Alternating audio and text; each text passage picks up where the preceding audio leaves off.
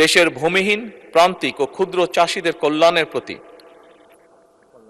কল্যাণে প্রতি অর্থ বছর কৃষি মন্ত্রণালয়ের বাজেটের কৃষি পুনর্বাসন সহায়তা খাতে অর্থ বরাদ্দ প্রদান করা হয়।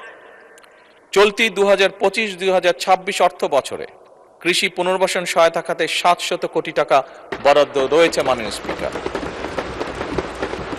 উক্ত বরাদ্দ হতে ক্ষুদ্র প্রান্তিক কৃষকদের বিনামূল্যে বীজ, সার ও অন্যান্য কৃষি উপকরণ বিতরণ বাবদ 401 কোটি 60 লক্ষ টাকা ছাড় করা হয়েছে। এর মধ্যে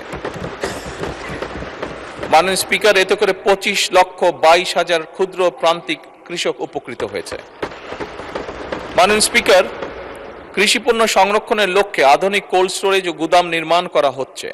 এছাড়া ফল ও সবজি সংরক্ষণের জন্য মিনি কোল্ড স্টোরেজ স্থাপন এবং পেঁয়াজ সংরক্ষণের জন্য এয়ার ফ্লো মেশিন বিতরণের উদ্যোগ গ্রহণ করা হয়েছে প্রায় 7,000।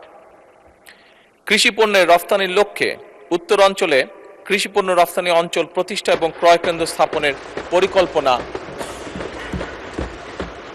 বর্তমান সরকার নিয়েছে। মাননীয় স্পিকার, কৃষি গবেষণা উদ্ভাবনে সরকার ব্যাপক গুরুত্ব দিচ্ছে।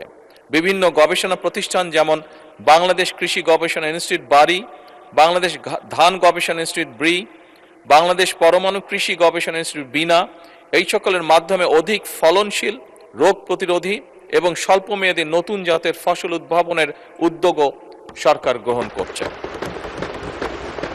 মাননীয় স্পিকার, বিশেষ করে জলবায়ু সহনশীল ফসল উদ্ভাবনে জোর দেওয়া হচ্ছে, যাতে করে পরিবর্তিত পরিবেশেও কৃষি উৎপাদন বজায় থাকে।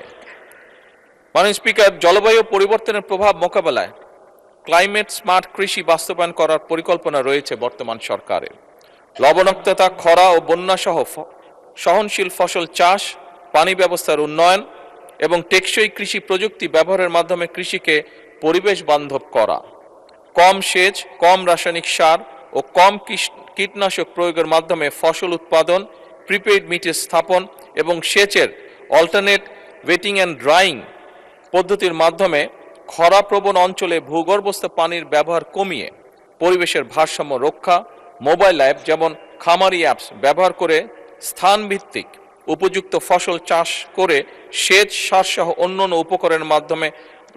উপকরণের সর্বোত্তম ব্যবহার, প্রিসিশন এগ্রিকালচার ইত্যাদির জন্য উদ্যোগ গ্রহণ করা হচ্ছে। মাননীয় স্পিকার, ধন্যবাদ।